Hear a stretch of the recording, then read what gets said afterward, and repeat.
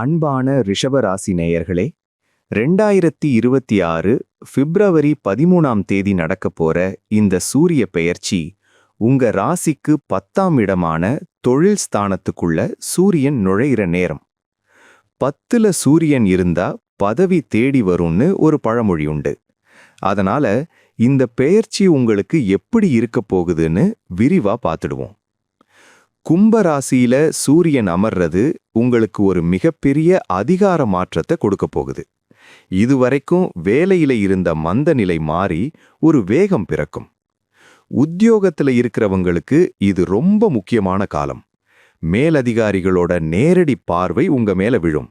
நீங்க செய்யற சின்ன வேலையும் இப்போ பெருசா பேசப்படும். புதுசா வேலை தேடிக்கிட்டு இருக்கீங்களா?